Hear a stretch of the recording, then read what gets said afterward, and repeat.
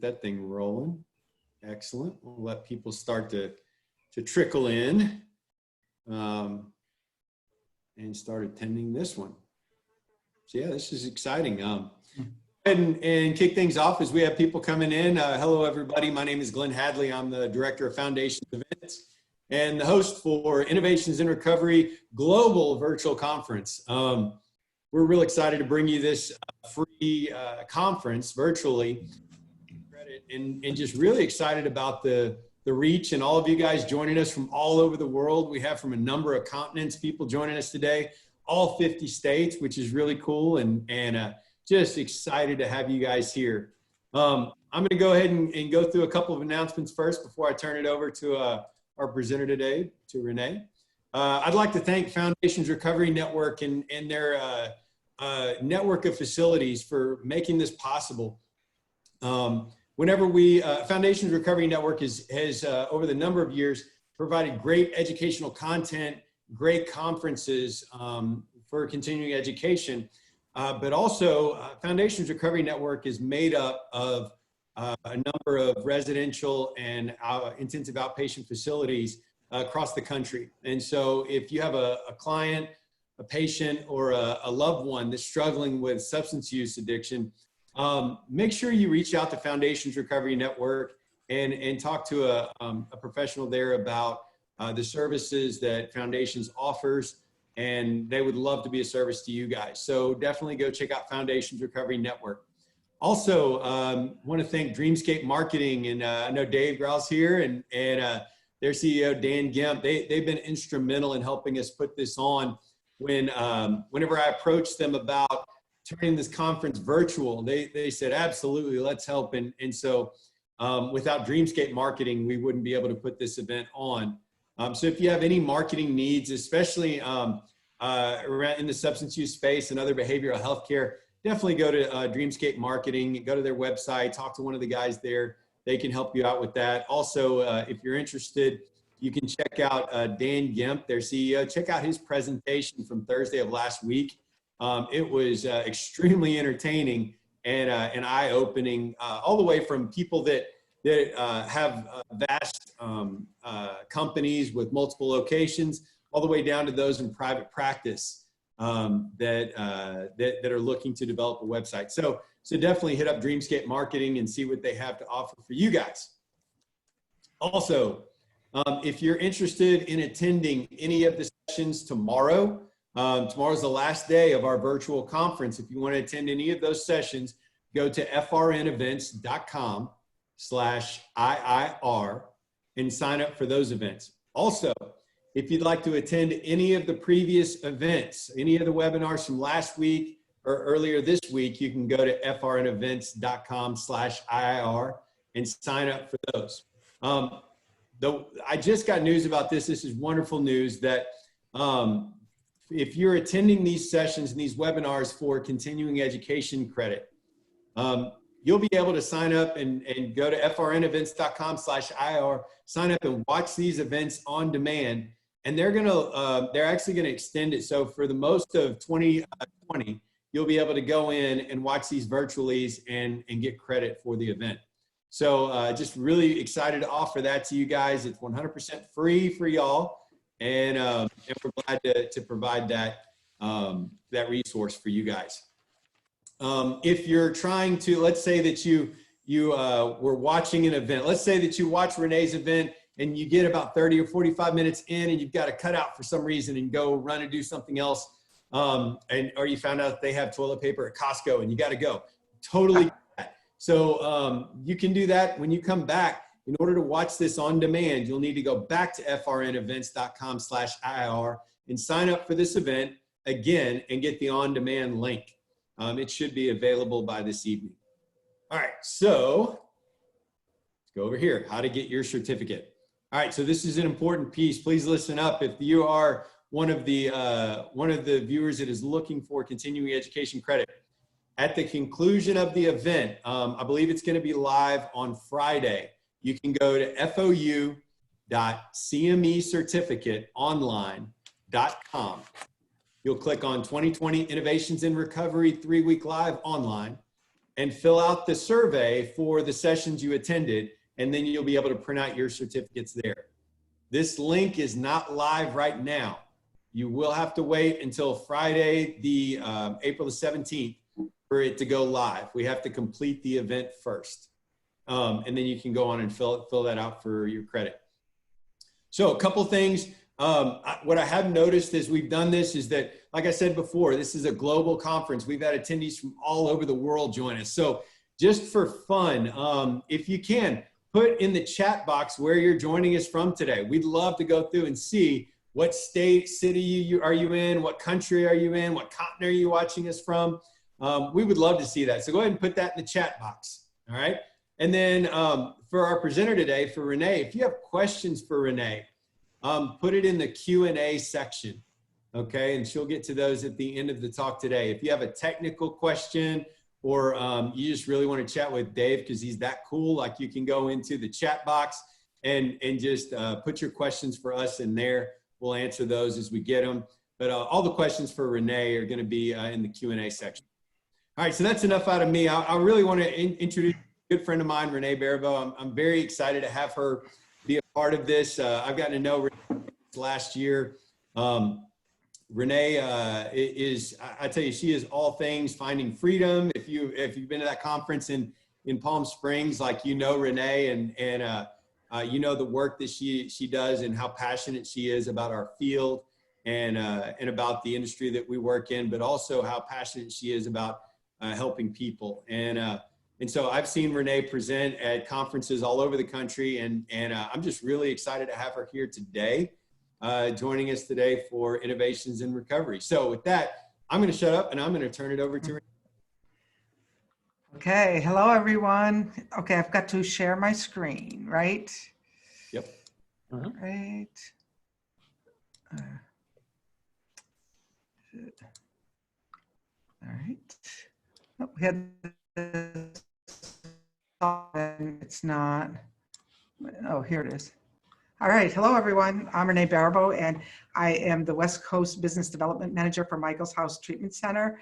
And if you know anything about Michael's House, we're in the desert. And many, many years ago, I came to the desert, and I thought it was where people came maybe to die because it was so old here. But it turns out that it was where people come to heal.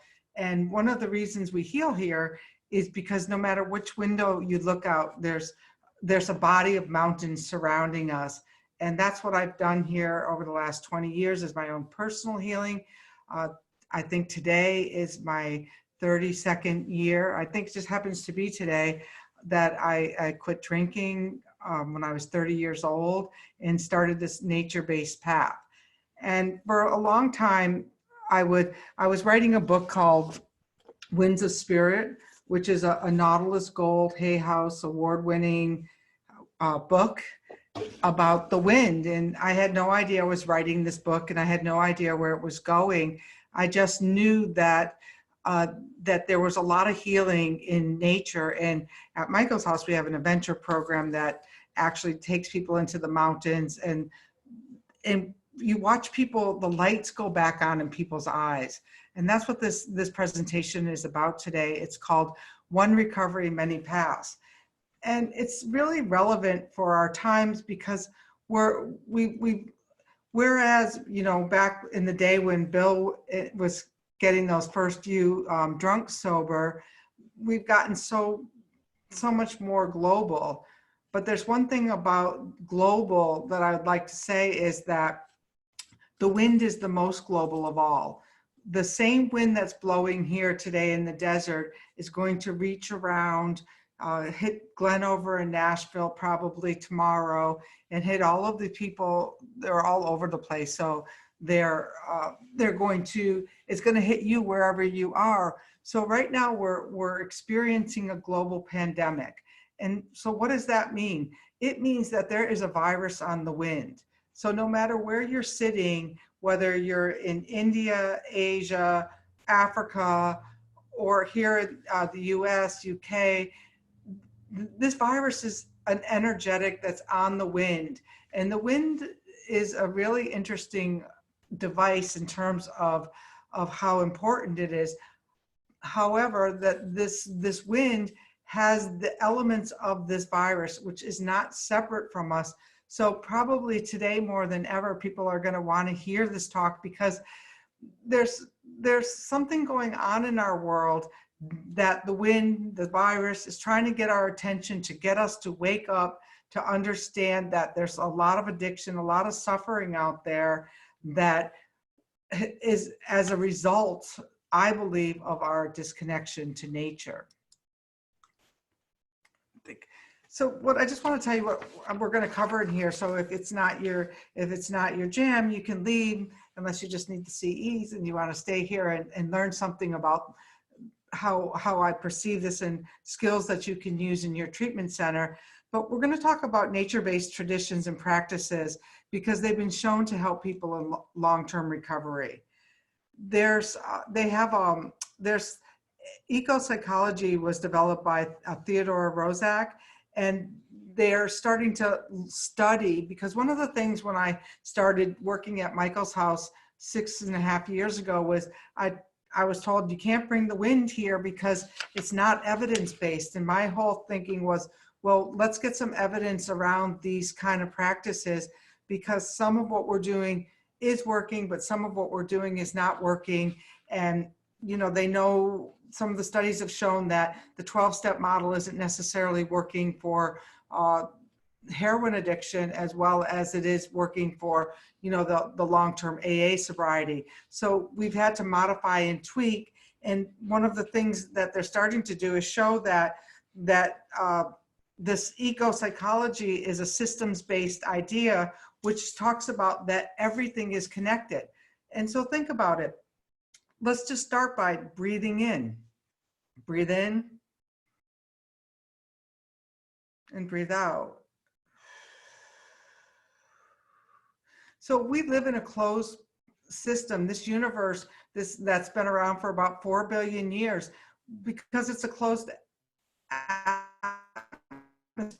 The same wind is going around the world, and it's the same wind that's recirculating and cleansing itself.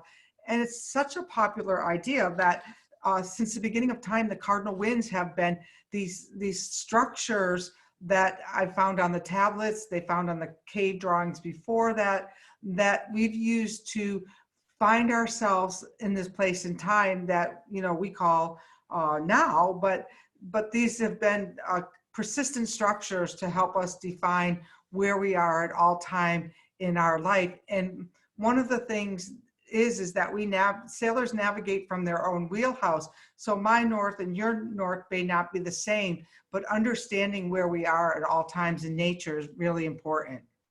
And so I've kind of come up with a system with the Awakening Compass that is really useful to help people really uncover whether, wow, is this something going on in my feeling state? Is this something going on in my mental state?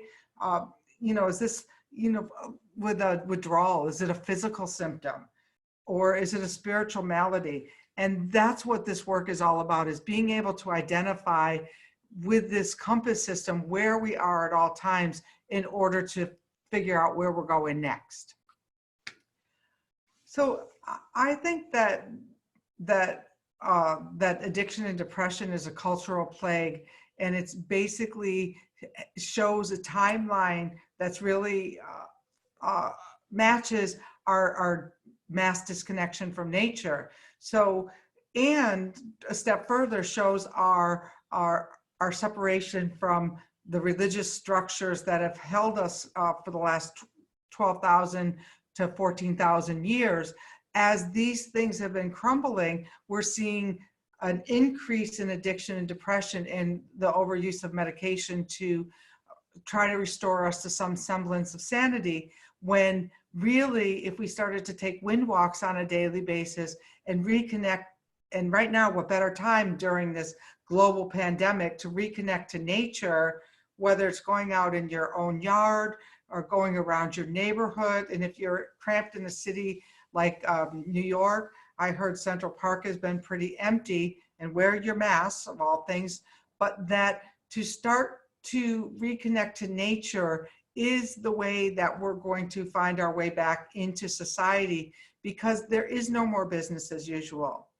We have just crossed a threshold where there was before COVID-19 and after COVID-19. And what do I mean by that? There's never been a time in my lifetime, and most everybody else on this call, where we've been actually locked down, separated, isolated, where there's been something that's been globally circulating in the wind, this virus, that keeps us locked down and separate. And so this is the ultimate separation. And what I believe is that our way back to some degree of normalcy, which is not going to look like what it looked like before, because there'll be never before a time when in our lifetime when we've all been separated, isolated, and shut down because of a global pandemic. And so, but I believe also that this whole pandemic is absolutely related to our increasingly addictive and exploitive relationship with our natural world. And, you know, there's all these conspiracy ideas and other things. I'm not even going there. I think if you just look out the window and you listen to what's going on now that we've all quieted down, but I'm hearing the birds. I'm seeing an owl. People are seeing animals in cities that haven't been there for a long, long time. As we take away and aren't exploiting our relationship with nature, not driving everywhere, we have an ability to heal. There's mountains showing up, cities without smog, all of these things that we've just been so numb and so accustomed to experience in our life. Hopefully, this is the time and space that we're going to be able to start to move towards a more harmonious relationship with nature, which I believe will help in our addictive world too. Because trust me, a lot of what I've been seeing and a lot of what I'm experiencing is a second, 2 generations away from a structured spiritual experience. And so there's a generation lost. And this is why we're seeing so much of it in the 20 to 30-year-olds, because their parents were of the generation where our parents said, hey, we're spiritual, you know, we go to church twice a year. And so this next generation has none of those foundations, whereas opposed to a couple of generations ago, it was a common practice to find your community and to find that support in this structure. And trust me, I'm not saying the answer is to go back to church or not go back to church, but what I am saying is that we've lost our connection to the sacred, which we found, one way we found it was in churches and those kind of organized religions, and also in nature, and they show the same decline. So how did we get here? We got here over the last 12,500 years. So we're sitting on a pandemic that is the result of a 12,500 to 14,000 year unwinding. And, you know, back when we were hunters and gatherers, we lived, we traveled, we had this, we lived in harmony with nature. And then once we started to have land ownership, we furthered our divide between nature by this is mine, this is not mine, this is yours. And so we started to separate like that. We could even own this natural commodity.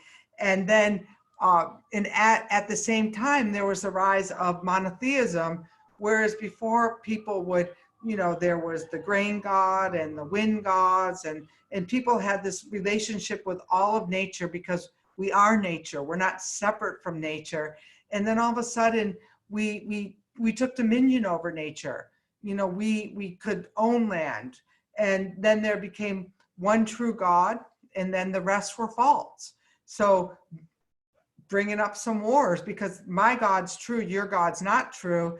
And so as this came about over this last 12,000 years, this separation and this cultural disassociation continued. The slides aren't changing? Are the slides not changing? I'm seeing them changing on my screen. Or are they just a little slow? Glenn, I can't hear you. It's right now I'm just seeing your title screen. So Let me see. I have, okay, let me go here. Go back to Wait, share I'm here screen now. again. Can you see them? There we go. Yep, perfect. Oh, all right. So that was mostly my introduction. So I have the slides for all of you, and thank you for somebody bringing that up. So we're still talking about how we got here. So we're talking about an evolution that, is 12,500 to 14,000 years long, that according to a lot of the prophecies ended in 2012. And so we're in this gap. Yes, the slides will definitely be available to download because there's a lot of information here that I will, go over.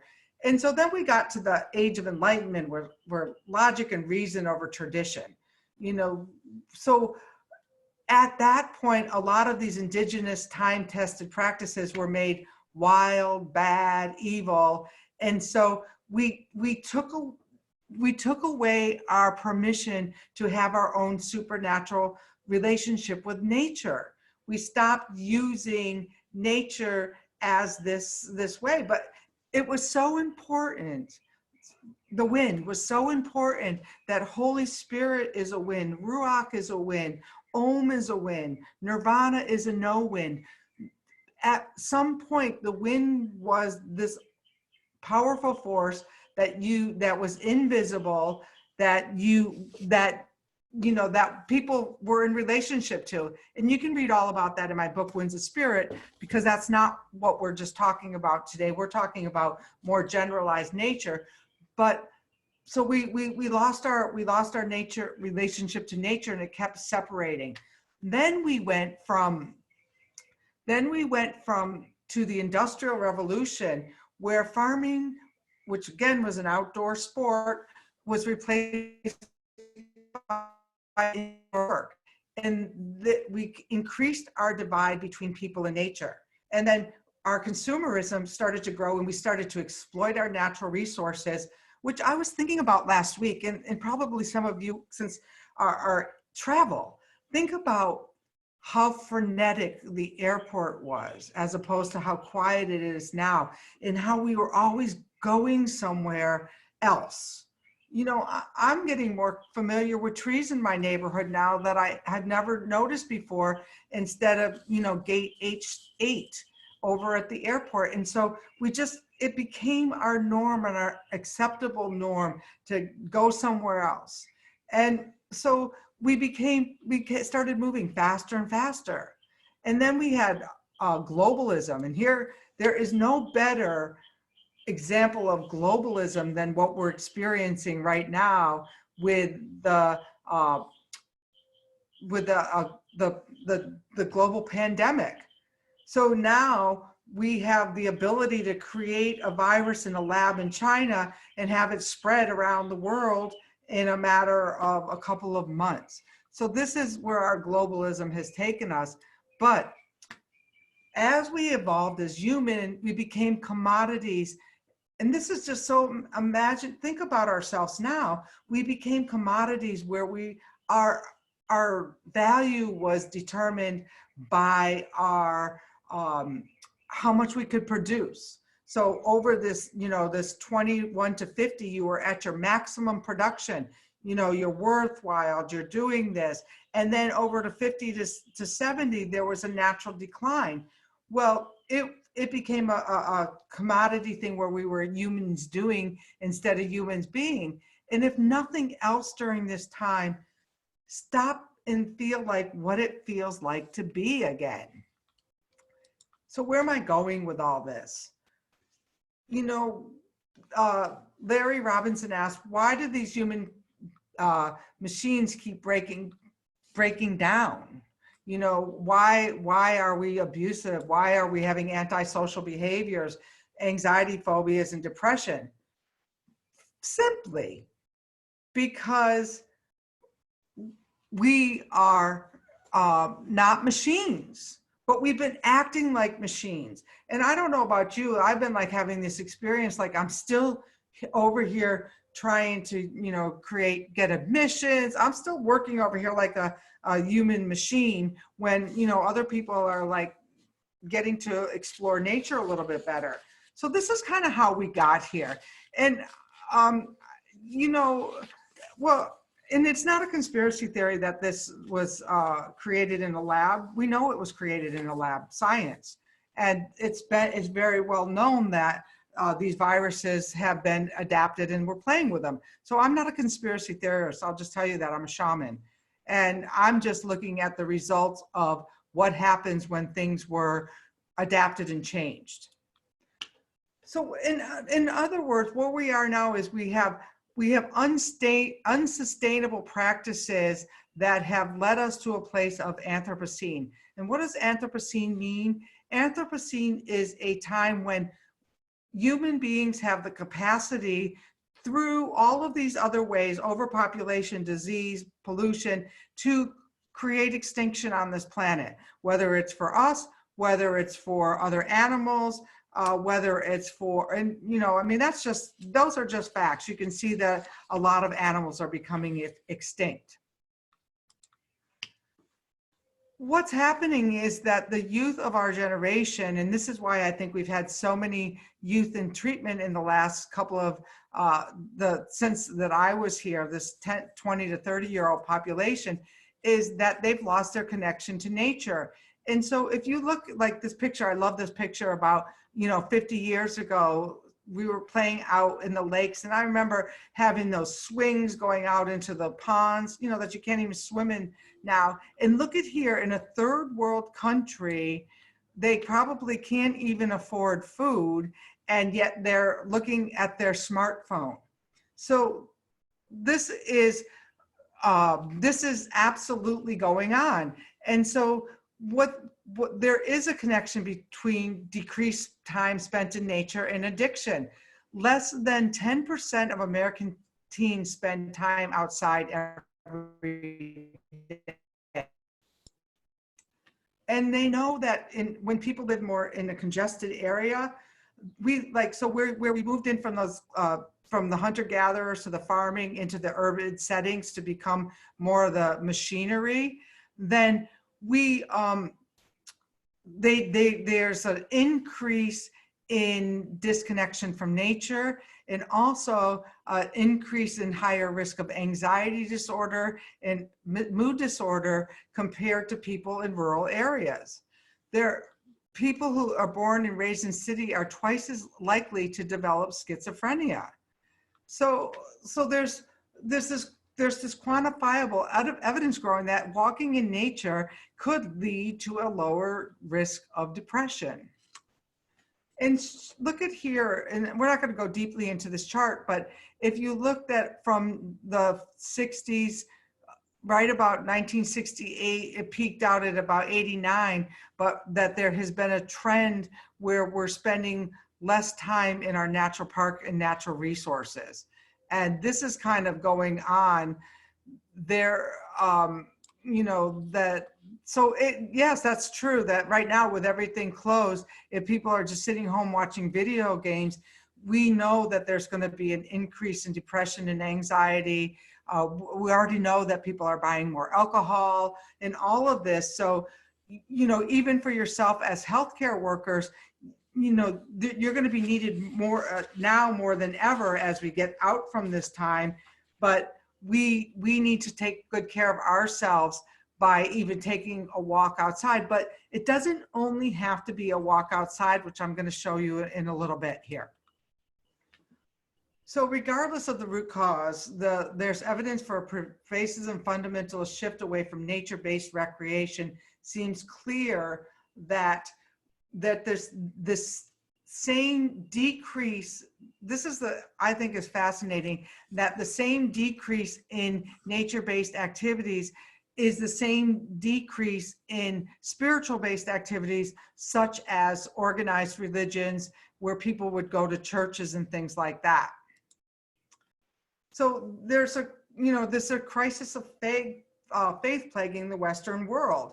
and this shows up everywhere in terms of church numbers and how many church numbers and things like that. Now, I know that there's some parts of this country that there's more of a stable number than other places. However, there's Karen Armstrong in her book talks about a God-shaped hole plaguing us Westerners, that we haven't found what can replace those rituals and ceremony with something else that's something bigger than us. And some people do find it in AA, but a lot of people aren't finding it there. And it kind of goes hand in hand. You see it with, the repeat addiction and people, dying. So it follows the same patterns is basically, and, you can kind of go through a lot of these slides and see, what the research is, but 1 out of every 6 American young adults between 18 and 25 battled a substance use disorder in 2014. Now, I think that there is a direct correlation between lack of time in nature, lack of spiritual structure, and then here we have this, that they're feeling alienated and they're looking for that spiritual experience, because what do drugs and alcohol do? They alter your experience, but it's not fulfilling, it's not filling up that God-shaped hole we're feeling. So, in heroin addiction has doubled in the last 10 years. And so as our time on social media and those things are increasing, our level of happiness is decreasing. So the causes to me are this mass disassociation from nature is the incongruency in religion. This generation is growing up with the knowledge that we can actually face extinction, and they're certainly growing up with the knowledge that everything about their normal life can be uprooted in a matter of one disease, so that they're one disease away from having an uprooted experience of this world. Now, I didn't have that when I was growing up, and probably a lot of the people on here didn't have this when they were growing up. And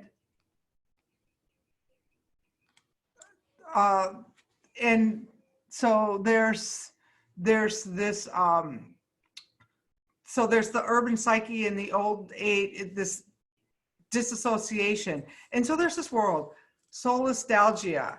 It's the Greek world. It's the pain experience when there's a recognition of one's lost place of residency. And so if we're disconnected from nature, then we're longing for that connection.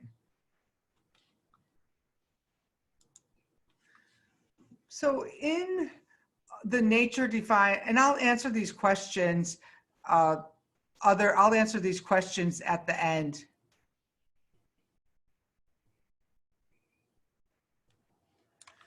I'll answer some of these questions at the end because they're going to take a little bit of processing and answering. So in a nature-defined lifestyle, okay, this system that we were in this last 12,500 years, it's in the rotting stage. It's over. And what we have as addiction counselors and addiction therapists and things is we have the opportunity now to create the next cycle of what is this going to look like? Where are we going? What seeds are we going to plant for the next generation?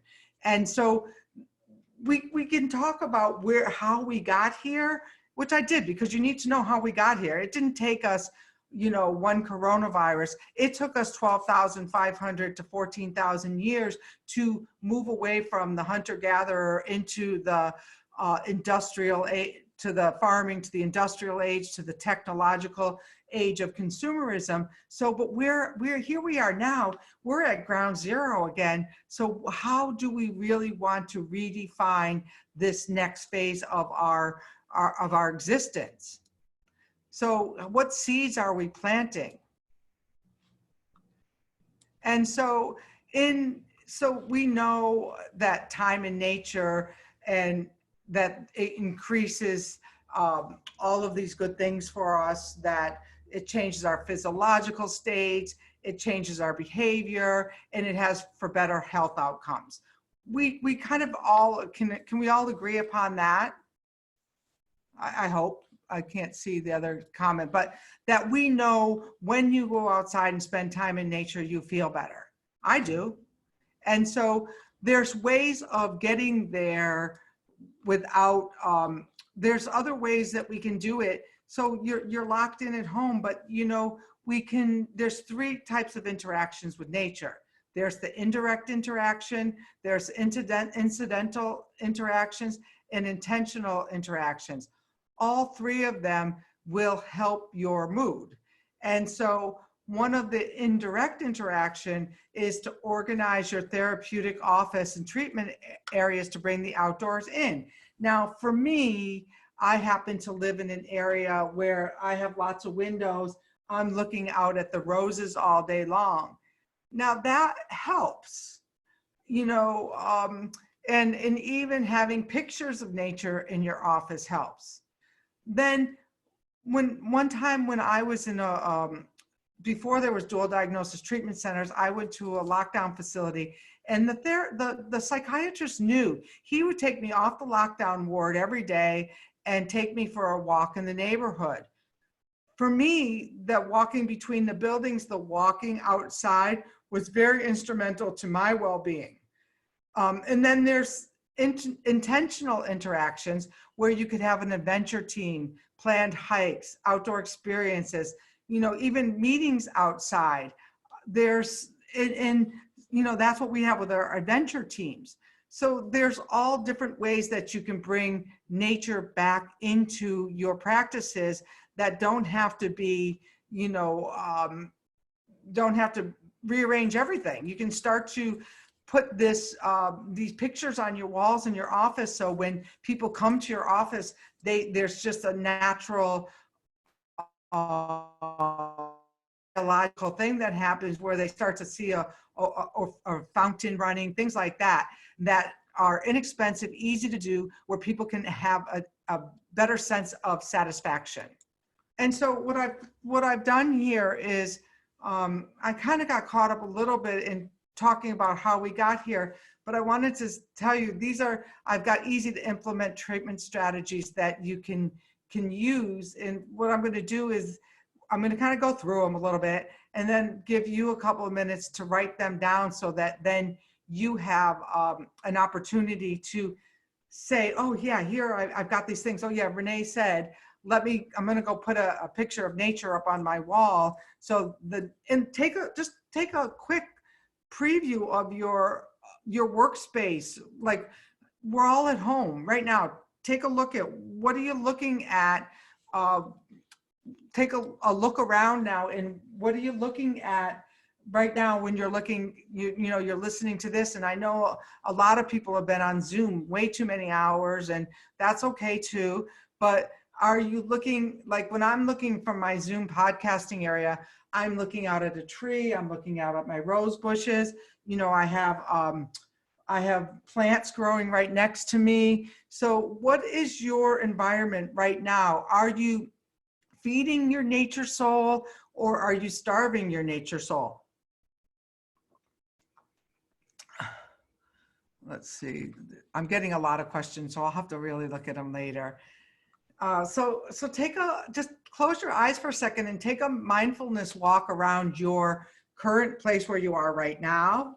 You know, close your eyes and consider, you know, what in my current work environment, and so many of us are working from home, how am I being fed?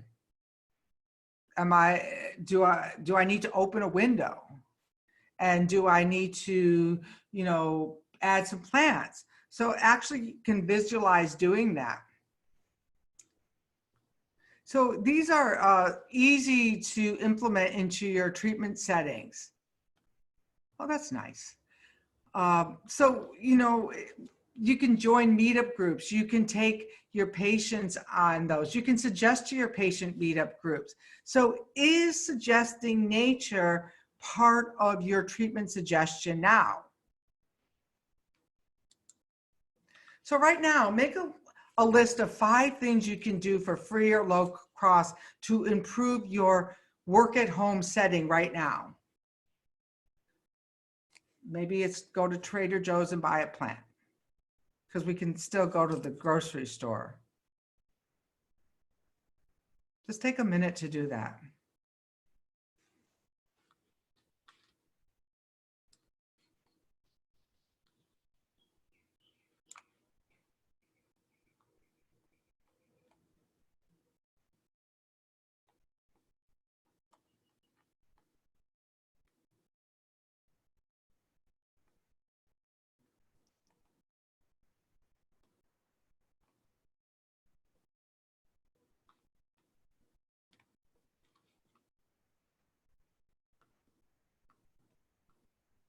So hopefully that wasn't too,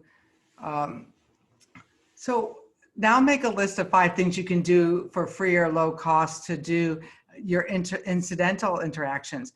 Now that could be having people walk outside in between treatment, like that they could actually walk between. Therapists could be, around the block, or, there's kind of crazy things. At Michael's house, one of the things is we have the mountains to look at, and there's pathways through our facility. Our one facility is full of greenery and things like that. But what can you do on your own, in your own treatment practices now that can help improve this? Like, so say you have a therapy office and you are, you've got one window, but nobody's facing it. You could turn around and maybe face the window and open a window and invite the wind into your office. Like, a lot of people live in these buildings where there's no real air, but when I was visiting Hay House, they moved up in New York to be where they could see the birds flying, so that they weren't just looking at buildings. Oh, fish tank's a great one. Why don't you throw some in the comments, or share with some of the ones that you think? The fish tank I love a lot. There's the fish tank. People have treatment dogs and animals. They're way more connected to nature than we are. There's the trees in your office. There's definitely having some air going through it. There's fountains you can put in. So there's all kinds of things that you can do. And yes, water's great like that. Someone has state parks. So somebody's got Mount St. Helens out the back door. In taking walks with your clients. Yes, William does that with his clients. I know that when I was in the lock area, because I didn't really know what I was signing up for, it was either go to Karen or go to the hospital. And I wanted, this is such an addict that I wanted to control it. I wanted to have a psychiatrist, and Karen didn't have psychiatrists. It was all, community model based. And so he knew that I needed that. I didn't even know that I needed that at the time, but I did. So intentional interaction. So what can you do to improve your treatment plans? Like, if it's group activity, do you do a venture therapy? Do you go outside? Do you take morning hikes in nature? Do you do yoga on the lawn? There's all of these things that you can start to add. And I know at Michael's house that she paints flowers constantly. Yes, even that's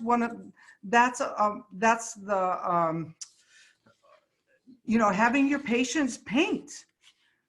Having, one of the things that I do is I go to the farmer's market and I cook. I've actually taken a coaching client with me on hikes. I've taken them to the farmer's market to learn how to cook, because food is nature. Jogging, yes. In-house yoga is great as long as you've got the window open and you've got a nice view, because we're talking about, and yes, because yoga, you're breathing. And So all of those things can add benefit to your program and start to fill up the God-shaped hole that's plaguing us, shown as our decreased time in nature, our move away from organized religion kinds of things. With religion, I believe we threw away the baby with the bathwater. Telling people you're spiritual but not religious when you don't have a spiritual practice is like saying that you're sober when you're running around kicking the dog. It's the same kind of idea. It's like, are you a living, breathing example of your sober, recovered lifestyle? And to me, nature really is one of the things that really, really helped me. So what I would like to, we're going to move in is to, what does recovery mean to you? You know, what does recovery mean to you?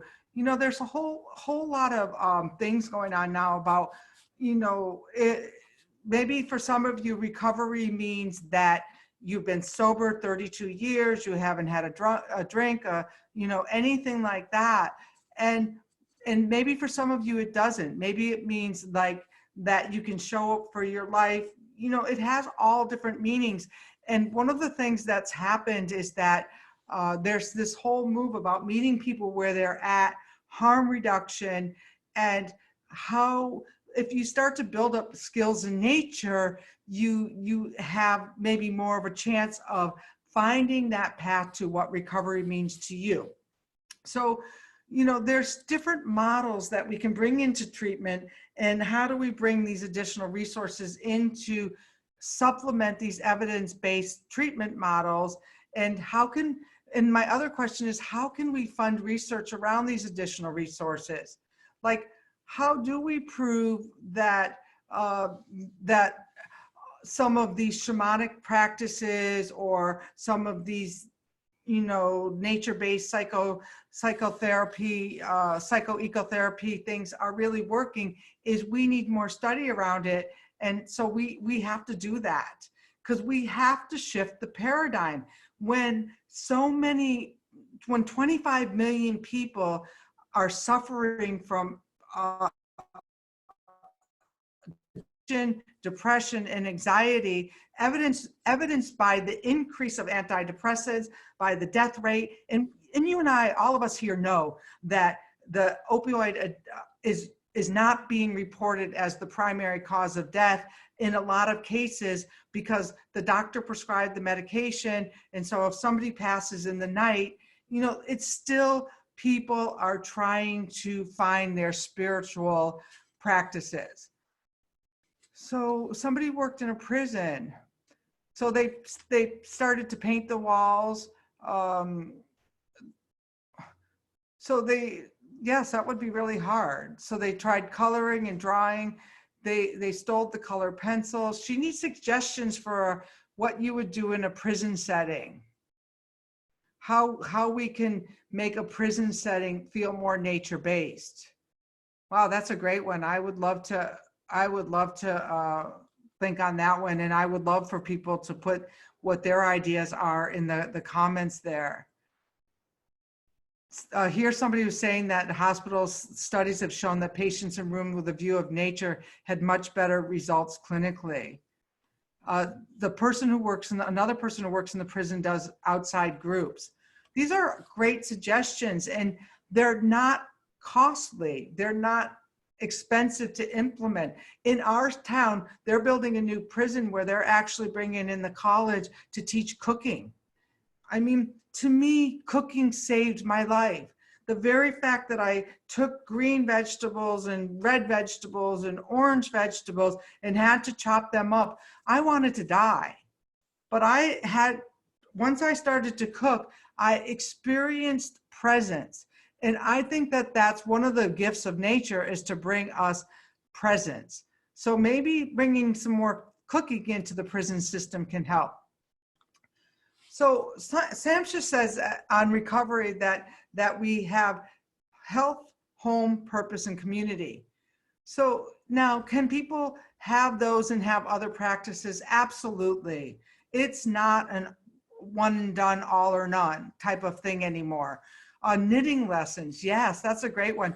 Ram Dass used to tell a story about how this woman was sitting in the front row of his lecture on mindfulness one time, shaking her head yes, shaking her head yes, so much that he knew she understood exactly what he was talking about. And he went up to her afterwards and said, I could tell you were really present there and understood this. And he said, what's your spiritual practice? And she said, I knit. So it does not have to look like, going to church every Sunday, but it has to look like something.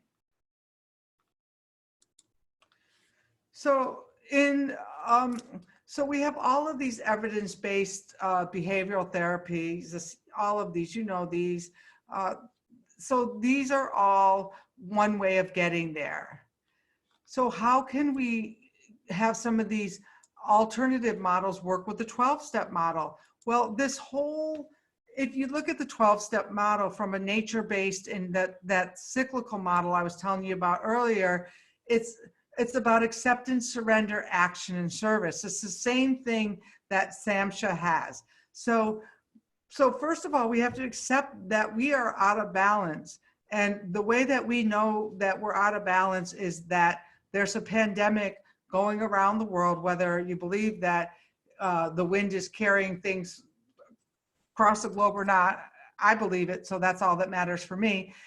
You can believe whatever you want, that there is something out of balance, that there is a pandemic that has spread from, across the world. I'm accepting that. There's something greater at play right now in the universe. We have to surrender to the fact that we're at home, that we're being asked to show respect for people who are less healthy than we are. And by self-isolating or self-distancing, my sister is one of those addicts who unfortunately ended up in the home, the institution. And the COVID is running rampant in there right now. So I can't do anything about that. I can pray for her, but I can think that there's something greater here, and that if I look at my life today, I'm looking at the flowers and I'm okay. So I'm surrendering that. I'm being polite and not going out because I don't want to get elderly people or other people sick. And so my action is to stay home. That's an action. And so I'm doing this to be in purpose to my community, just like Glenn is allowing, doing this. He's in service. And so there's just some really great things about this. We can be of service to something greater than ourselves, whether or not we like it, because a lot of us have this 12-step model. So these nature-based traditions basically have the same format of the surrender, the acceptance, the surrender, the action, and the service. So I believe we have a longing and a basic need for connection, reflection, and ritual. And why do I believe that? Because if we look back all the way back to the cave dwellings, to the tablets and before, we can pull from history that human beings have always had this need for community, reflection, because they were drawing on the caves, and ritual.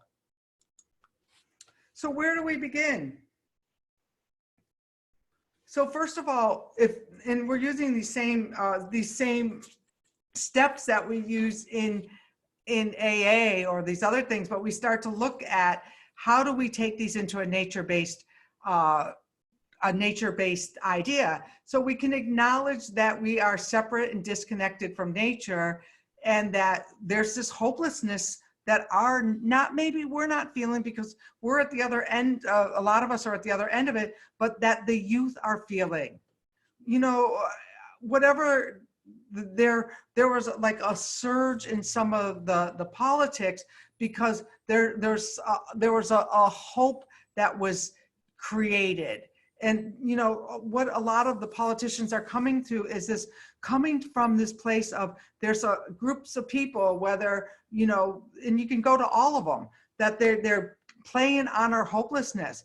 But if we understand that we can build from this hopelessness, because we built I built my recovery from the fact that I was powerless over, people, places, and things.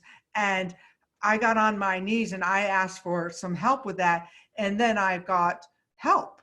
So if we understand that here we are on our knees with this pandemic, we are. And then that our connection to nature is primary. We are nature. We know that every cell in our body regenerates itself, that we have, and this is what shamans have known forever, that we are nature. We're not separate from nature. We're not separate from this virus. We are the virus. And it's just not surprising that the Amazon, which are considered the lungs of the world, were on fire. What are, our lungs, grief, were struggling. And so we can, even agnostics and atheists can find common ground in the fact that nature is everything and we are part of it. So what we can do is we can just start to invite nature in as an ally. For me, I found the wind. And let me tell you, I've been a seeker since I was 30, when I went to AA, crawling in on my hands and knees. I've been seeking. And once I found the wind, I no longer had to seek. I knew that the wind, Holy Spirit, Ruach, Nirvana, Om, had me. I have a relationship to the wind. As I'm talking about the wind is blowing in the window right now. So if we start to invite nature in as an ally and actually include it as part of our treatment planning for people, that, hey, part of our treatment is nature, because we know it's going to work. We know that instead of, a couple of hours a week in nature, if we can increase that by double, imagine what material we have for research to prove that there might be another way that we haven't looked at. And so one of the things you could do is take a nature inventory. See where you are living out of integrity with your nature. Right now, just take a quick note to yourself. Where am I living out of integrity to my nature? Am I still throwing out, do I, that's a simple one. Do I continue to not bring a bag to the market because I think I deserve more plastic, and the fact that the animals in the sea are full of plastic? Where are you out of integrity with nature? Do you spend time in nature, or do you just talk about it? For years I used to say, oh, if I only had somebody who would hike with me, I'd become a hiker. Finally, I realized I had to get out there and hike. So I just, I don't think I have a ton more time in this. I could go on and on and on, but let me tell you a little bit about shamanism. So let's go back before religion created us into different groups. So shamanism, I think there was something before shamanism. I think shamanism is now a catch-all phrase that has clumped in all of these nature-based practices. They didn't know what to call it, so they called it all shamanism. But shamanism is very specific. It comes from the Tungus, from the Russians, and it's about using. Oh, I should have my drum. Using some kind of drum, rattle, something that will take you and break apart your brainwave patterns so you can connect to something that's bigger than yourself. Small groups do the same thing, but shamans do it to actually know that if they step outside of this timeline, that they can have effect of change inside this timeline. And so, and they understand that there's many realities going on concurrently, which is called the spiritual world. Shamans enter into the spirit world with intention. And so, and they know that a lot of people have angels, and they have, even the Christians knew that they weren't going to get rid of the fairies and the angels, so they brought them into their traditions as well. So we've always had these extraordinary helpers, but somewhere when I was showing you at the beginning, somewhere back about 12,000 years ago, it became unacceptable for us to have our supernatural powers. When we moved from outside to inside, all of a sudden we needed an intermediary to have this direct conscious contact with God. They became priests. You know, it wasn't, we had to go to the, for absolution, we had to go and somebody else had to tell us, well, if we start to have this direct experience with nature, the nature will start to tell us. I mean, one day and this is really true. One day I was being out of integrity. I was over at my friend's house and she was she had the shampoo product. And I thought, well, I want the squirt bottle. So I just took one out of her garage and she's my really good friend. All day long, the wind was haunting me. You didn't have permission to take that. You didn't have permission. And you know, because I have this direct relationship with the wind. And so finally I had to get on the phone that night and call my friend and say, hey, by the way, I took a bottle of your shampoo. She said, so? I said, you know, but I didn't have permission. And I just you know, because I learned the steps in AA when I did a real thorough inventory. And in AA, I learned that I was not God. When I flew, my sponsor made me fly across the country to make amends. So I made this graveside amends to somebody. And this is how I know that there's a spirit on the wind, or called your spirit wherever you want. But the very next day, I thought, okay, well, so I did my graveside amends and I called another guy and he said, oh, his wife said, oh, he's out in another town. Don't worry about it. He's in AA. He'll understand. I'll tell him you called. Well, then when the harm that I had done to him was I lived at his apartment at the Upside Down Light in Tipperary Hill, Syracuse. And I said to my friend, oh, I'm good for the day. We went to Ruby's or one of those restaurants. Didn't the hostess seat us under the replica of the Upside Down Light? Called the wife back. I said, listen, this is not good enough. I need to go see him. So I drove out in nature 2 hours to go see him. He said, thank you. I've been in AA 25 years. I tried to do my steps last year, but unlike you, I didn't go make my amends. And I thought I was just feeling as proud as punch. Well, I walk into another store and the wind blew in. Standing in front of me was the mother of the boy that I had done the graveside amends to the day before. My mouth dropped open and I was trying to show her my AA cards, like that made all the difference in the world. She said, why? My friend says you're standing there with your mouth open. I said, well, I made a graveside amends to Jim yesterday. And she said, yes, and I'm here because he forgives you. And in that moment, I knew that there was something bigger than me forming this worldview. And then when I was lucky enough to find out that there was 150 wind gods cross-culturally around the world informing us about how to live more compassionately, how to, you know, they all have qualities of beingness, not doingness, beingness, and that we can tap into that energetic. And so I learned in that moment that energy had its own unique footprint that I was not in charge of, and that spirit only needed me to show up, clean house, and surrender and do my work of service to other people. And so in shamanism, back to my shamanism, it's possible to do service work while in the spiritual realm that will have an effect on ordinary reality. And I know that from personal experience, whereas I've healed things like sexual trauma, physical abuse, and things like that through my shamanic practices. And how do I know that? Because if I go back to Samsha's definition, I have my family back. I didn't have that for years, and they've been back for about 20 years because I always thought they were different, but I was different, really. So addicts are seeking a spiritual experience, and they're seeking it. One way to look at it is they're seeking it from raves. You know, raves were this spiritual quest into the desert. They are ritualistic. They're overnight characteristic, just like shamans. They have dance and music.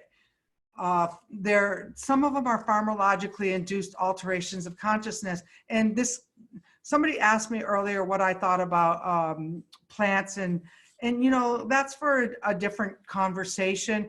I believe the plant medicine done under the right circumstances with people who are trained in those things are having lasting results with addicts. I know a local doctor here whose kid was a heroin addict, went and in the right situation, has been healed. I know many, many, many stories about that. I'm not even talking about you don't need plant medicine other than unless you're going outside to get mint for your tea. I'm talking about walking in nature, doing a wind walk, and that you'll start to form social relationships in the raves. So the shamanic practice, the connection with nature, the journey, the healing for the self and community, it's a daily spiritual practice, pilgrimages to sacred places, and visions and ceremonies. No medicine involved. I was at the La Quinta Hotel listening to somebody. I had a spontaneous dismemberment. I was ripped apart, sewn back together with arrows. My friends had to literally carry me from the room. I didn't know for 20 years that's what made me a shaman. I just tried for days to prove that that experience didn't happen. That was without drugs and alcohol, and I hadn't had a drink in probably 20 years at that point. So these activities affect the deeper part of the brain. And so what happens is we've lost our awe and wonder in our society. And so that's why we want to start to bring back awe and wonder to these addicts that we're working with, or people who have, mental health issues, because when you can start to experience awe naturally, and it takes some while when our neurotransmitters aren't working, and we didn't go into that today, but that was one thing that the psychiatrist taught me about how my brain worked. And once I understood how my brain worked, I took about a natural approach to heal it. I went to Ayurvedic doctors, I did fire walks, I did all of that stuff because I didn't like how the medication was making me feel. So how is your program already doing these things? So you've been listening to me for a while. So how is your program already doing this? I'm sure you're doing it a lot of the coin outs. That's ritual. Leveling up, that's ritual. All of these things. So take a quick little inventory to see how you're it in your therapy practices, your treatment practices, your treatment programs. We're already doing a lot of these things. So we just want to grow them because we want to see people stop dying. Well, I do. I hope all of you do too. So the rites of passages, we've lost our rites of passages with the church going away, the first communions, the confirmations, the bar mitzvah, the bas mitzvah, those were all rites of passages. So, coming out of treatment now is one of the bigger rites of passages that people are experiencing. So can we make it worthwhile so people understand that this too is, important? And one of the things that I go back to my cycle of experience is that, and the music and drumming, all of that, is that one of the things that we go back to the cycle of experience so that we want to go from that commodity where commodities doing into being, is that we start to look at even how we treat each other as a cycle. So say you have a woman, and all of a sudden being an addict, being, using heroin or using other illicit drugs or medication management, that can be one of the cycles of experience. And it can end, just like we're in this big ending now after 12,500 years, and we're kind of in this gap time. Well, you could say, all right, what are we going to do with the next cycle of experience? So you go through that and you say, like, how do we plant seeds? How do we grow them? How are we going to tend to them? So think of it in terms of like a 12-month, how are we going to grow? Because I remember when I was first sober, what I remember was that first year, and it's 32 years ago today. So you know, everything I had to go through, that ritual of my birthday for the first time, Christmas for the first time, death for a first time. So if I look at that as one cycle of my experience, as over into moving into a new cycle of a healthier experience, instead of, you know, this up, I was useful, then I became useless, and now I'm going to die kind of timeline. This move of this COVID move, I think, is redefining our health, redefining our experience, and redefining time. So, yes, today is my recovery. I always celebrate it on Easter, but it's really the April 15th. It's today the 15th. So I kind of celebrate it on Easter. Yes. So we want to look at we want to teach our clients to look at their life in terms of one bigger cycle, instead of defining, you know, that they have a life cycle, but then they can have these, even addiction could be a rite of passage if we look at it that way. Because see, that's how I look at it now. When I was 30, my father had a stroke. He died, and I thought to myself, well, I could die too, you know. And so for me, that first 30 years of abusing was one of my most important passages of time. I mean, when I go in and teach them, they're like, well, who sells drugs? Okay, or who sold drugs? Okay, well, look at, you really have business skills. You know, I mean, I used to divide it, and you know, I had to pay all of this. So it is there. No, all of our experiences count. So I just want to leave you with a wind whistling experience, just to show you how this works. Thank you, everyone. So what we're going to do is we're going to restore balance in a relationship. And if some of you are with people and stuff, so right now, I mean, we're all kind of cooped up. So we probably all have, yes, I'm celebrating the cycles of my spiral. So this is my wind whistle. I'm going to call upon one of my wind spirits to end this. And wind was carried in sacks. So I like to use Fang Pope for this. I think it's all on her. And so what we're going to do is, you'll see just like how you can use these little direct experiences with nature, and this is an indirect one, to help move an issue. All right. So think of something that's nagging you today, nothing too big. Like I have a pain in my shoulder, and then close your eyes and write it on the air, pain in my shoulder. Okay. Then I'm going to call upon Fang Popo. She's the Chinese wind goddess. And she's gonna, this old crone, she rides on a tiger. She's gonna swoop down. She's got her wind sack on her back. She's going to pick up those words out of the air. We're gonna put them in the sack. I'm gonna take them back, toss them out to the ethers with love and light, seal them. And we're gonna do that and see if we can transmute some energy here from a little shamanic perspective. Are you ready? All right. So we are going to close our eyes and think of something that's just nagging you today. It could be Renee's presentation, that's fine. Or, you know, my shoulder being locked up, whatever.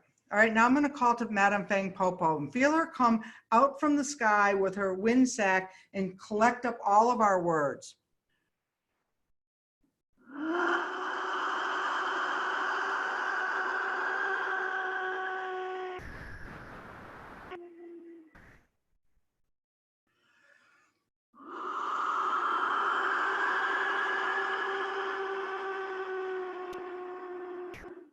She's collected all of our words, put them in the sack. Now she's going to take them out beyond the furthest galaxy.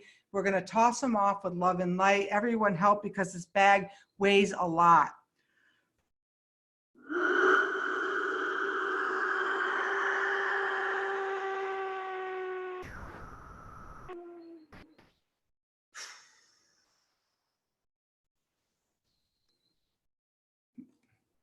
And I want to thank you. And Let me see if there's a couple of questions I can answer. I kind of answered that question. Well, yeah, because people and they enjoy meditation and connection with nature because it makes us feel better. How can I take it in groups outdoors and still be ethically and clinically sound in my practice?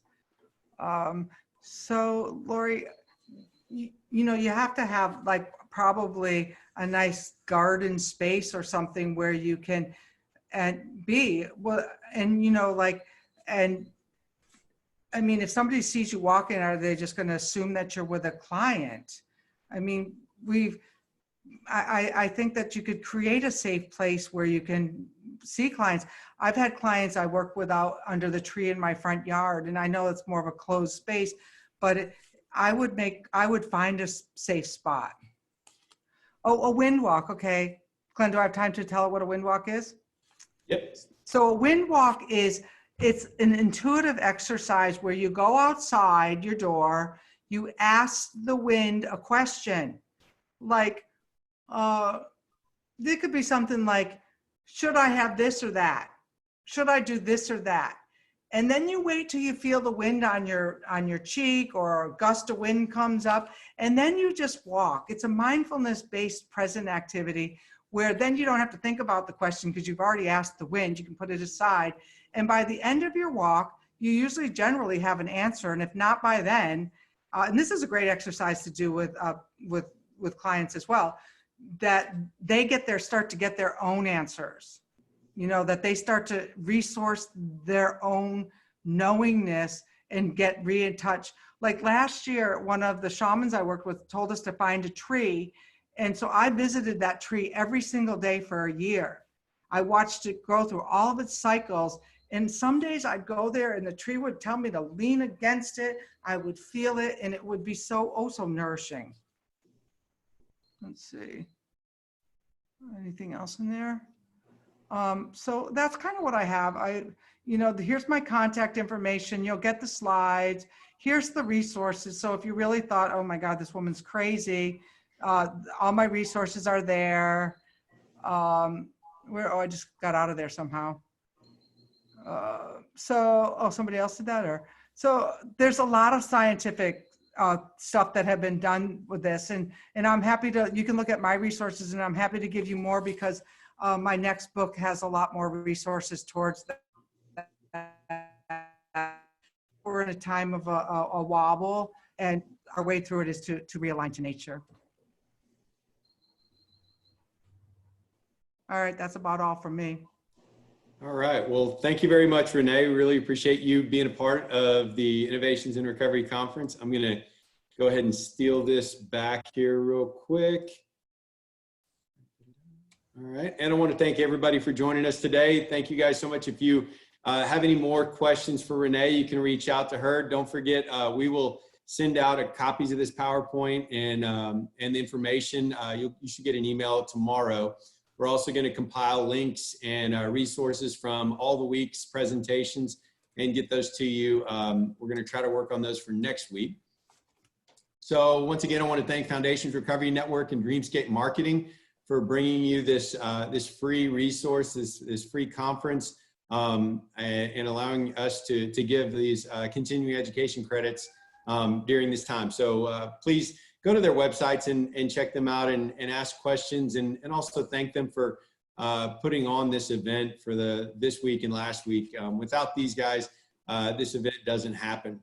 So also, if you're interested in attending the sessions tomorrow, you can go to frnevents.com/IR and sign up for tomorrow's events. Tomorrow morning, we're going to start off with Kimberly Stevens, and she's going to highlight brain spotting. And I believe she's going to try to do a brain spotting session there for you guys. So I'm really excited to see that. That's going to start at 9:30 Eastern time.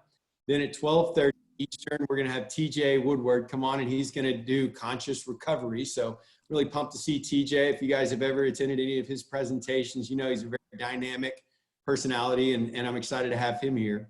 And then we're going to finish the conference tomorrow afternoon at 3:30 Eastern with Judy Crane and Tom Pekka, and they're going to do generational trauma, healing the past, present, and future, and dig into trauma work. So I'm really looking forward to tomorrow's event. I'm looking forward to wrapping up this amazing conference. And so if you guys are looking for certificates and how to get your credit for being here, on Friday the 17th, we're going to open up the link, fou.cmecertificateonline.com, and you'll be able to go in and fill out your surveys for each of the presentations you attended and print out your certificate there. This link is not live yet. It will go live on Friday afternoon. And so with that, I just want to thank you guys again. We really appreciate you guys joining us from all over the globe. And we'll see you guys tomorrow morning at 9:30. Thank you.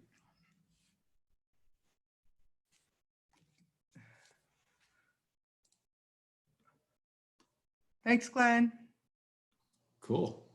Thank you. I'm going to go ahead. There were mostly a couple people didn't like me, but that's okay.